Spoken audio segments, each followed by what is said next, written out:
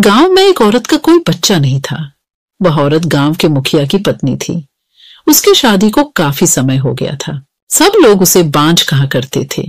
सारे गांव वाले उसका मुंह भी नहीं देखना चाहते। कहते थे कि इसका मुंह देख लिया तो पूरा दिन बेकार चला जाएगा। पर मुखिया की पत्नी थी, इसलिए लोग थोड़ी बहुत बातचीत कर लिया करते थे। एक दिन गांव में एक फकीर बाबा भिक्षा मांगते हुए आ पहुंचता है, तो वह बातों ही बातों में उसका हाथ देखने लग जाता है और कहता है, आपको बच्चा नहीं है ना? वह बोली, आपको कैसे पता चला? हम हस्तरेखा में निपुण है और हाथ देखकर यह बता सकते हैं कि क्या होने वाला है, क्या होगा। अच्छा, तो यह बताओ कि मेरे बच्चा कब होगा? आपको भगवान ने बच्चा तो नहीं दिया, पर मैं एक रास्ता बताता हूं। वह सुनो, अमावस्या की रात को किसी एक ऐसे लड़के की बलि पीपल के पेड़ के नीचे दो, जो अपने माँ बाप का एकलौता पुत्र हो, और उसके खून से अपने बाल धोना। फिर कहना, ये प्यासी आत्माओं, ये बलि मेरी तरफ से स्वीकार करो और मुझे एक पुत्र दे दो। एक लोटे में उस कुएं का पानी भरकर उसमें उसके शरीर के खून की 2 बूंद मिलाकर खुद पी लेना, और उस लड़के के सिर के बाल को अपनी साड़ी की गांठ में बांधे रखना, तो तुम्हें अवश्य एक पुत्र पैदा होगा। उस दिन के ठीक 3 दिन बाद अमावस्या थी। उसने अपने देवरानी के लड़के की बलि दे दी और खून की 2 बूंदें पानी में मिलाकर खुद पी लिया, और उस सिर के कुछ बाल को काटकर अपनी गांठ में बांध लिया और बिना पीछे मुड़े अपने घर आ गई। सुबह गांव वालों को पता चला कि मुखिए के भाई के बेटे को किसी ने मार के वहां फेंक रखा है। जब यह बात मुखिए और उसके भाई ने सुनी तो वह नंगे पैर दौड़ पड़े। धीरे धीरे सारा गांव इकट्ठा हो गया। उस लड़के की मां का रो रो बुरा हाल हो गया था। तब किसी व्यक्ति ने हिम्मत जुटाकर उसके सिर को धड़ से जोड़ा और उसे नदी में बहाने की सलाह दी। वैसा ही किया। लोगों ने उस लाश को पानी में बहा दिया। सब लोग यही कह रहे थे, किसने किया? ये सब कैसे हुआ? सब लोगों के लिए यह घटना चिंता का विषय बन गई थी।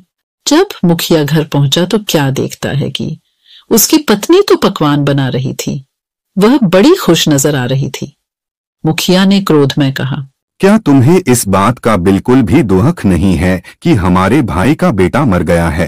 वह पहले ऐसी नजरों से देखी जैसे कि उसे मार ही डालेगी। फिर कहने लगी, लड़का उसका मरा है, मेरा नहीं, मैं क्यों शोक मनाऊं?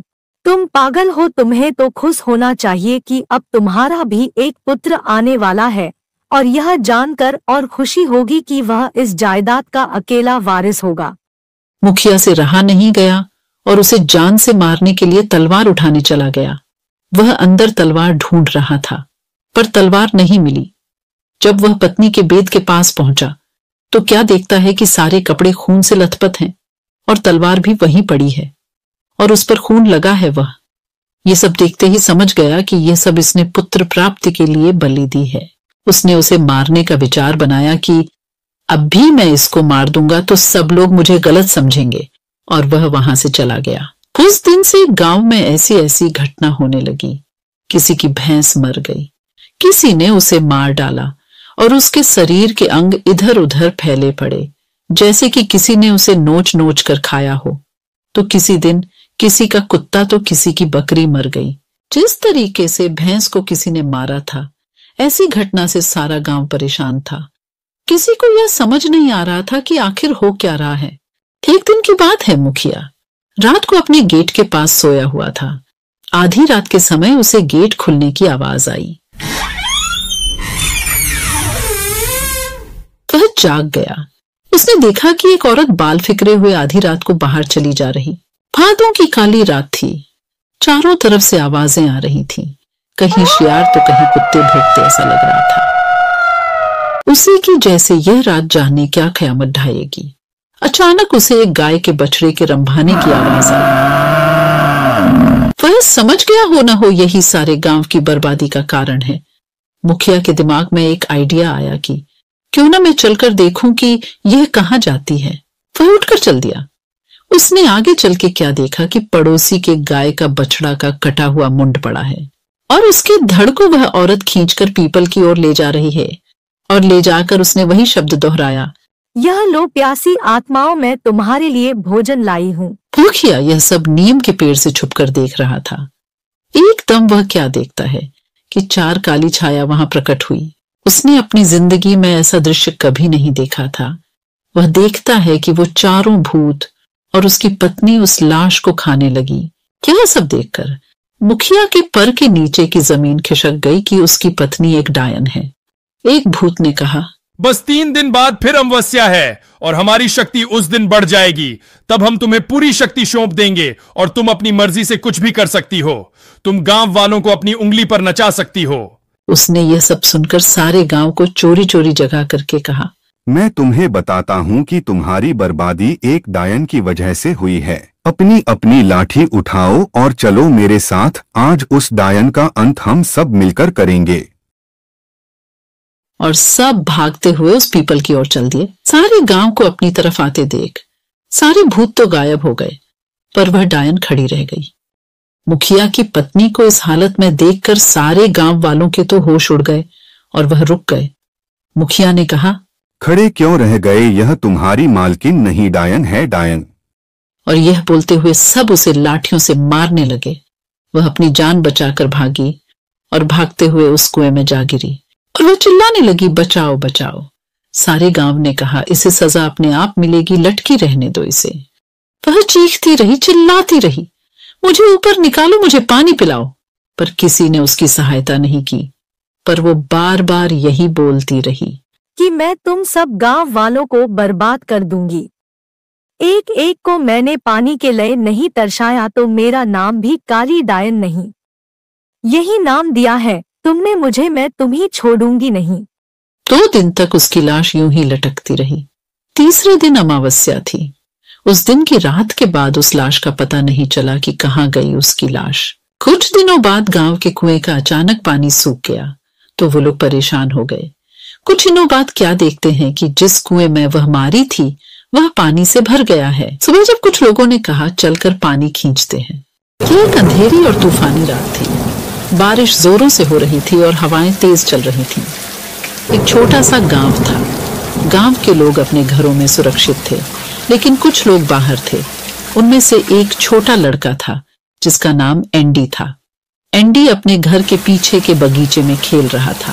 वह एक पेड़ के नीचे खड़ा था और बारिश देख रहा था। अचानक उसने एक आवाज सुनी।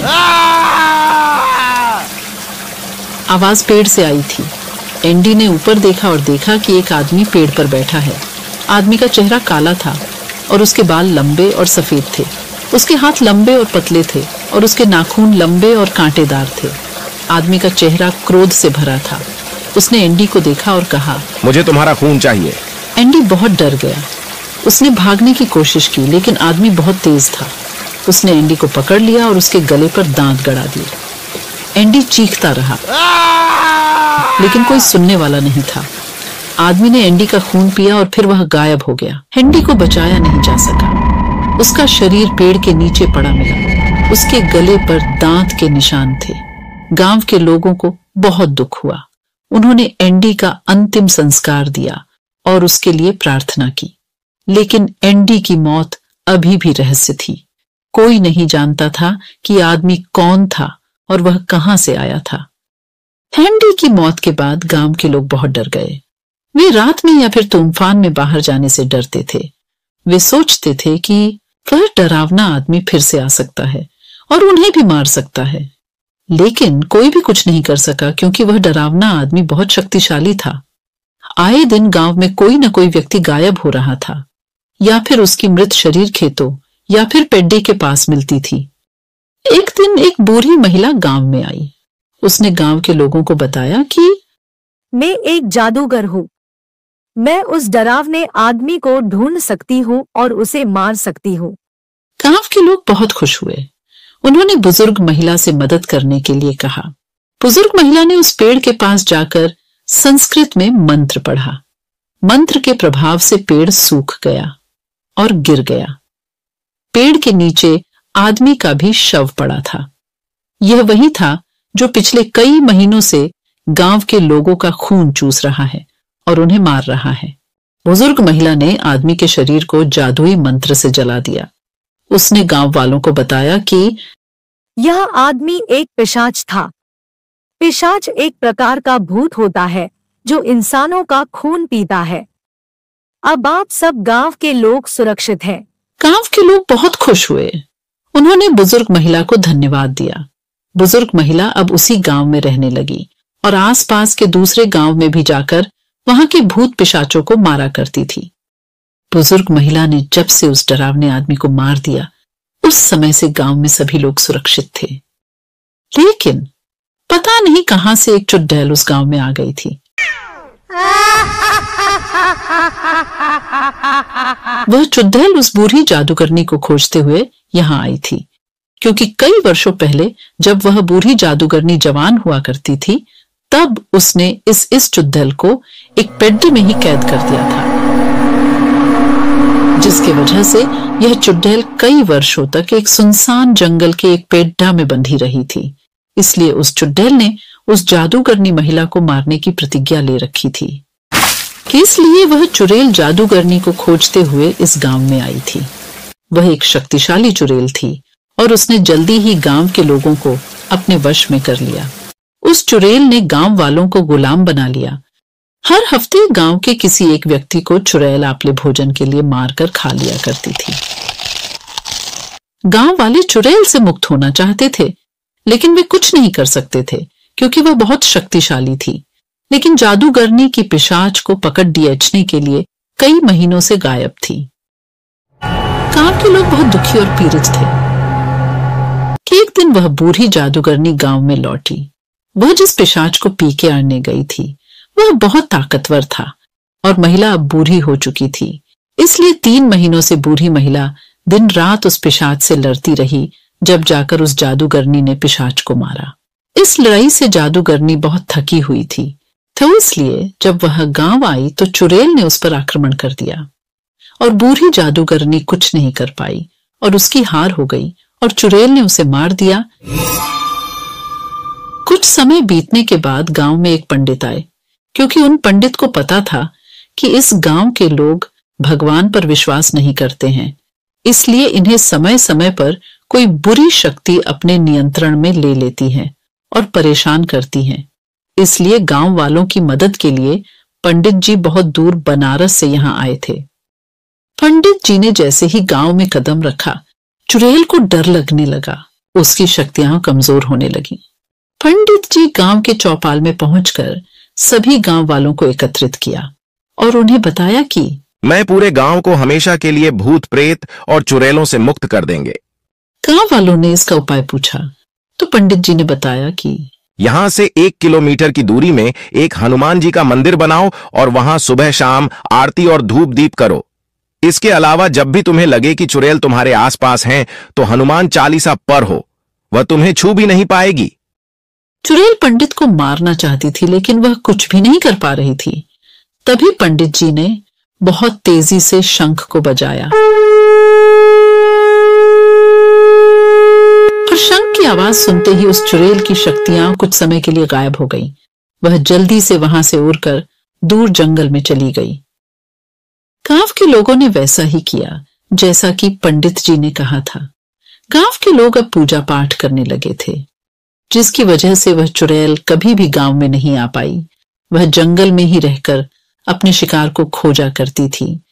लेकिन जब भी गांव वाले जंगल जाया करते थे तो वह हनुमान चालीसा का पाठ करते हुए जंगल जाते थे। इसलिए चुड़ैल को जब हनुमान चालीसा के बोल सुनाई देते तो वह वहां से उड़कर दूर चली जाती थी।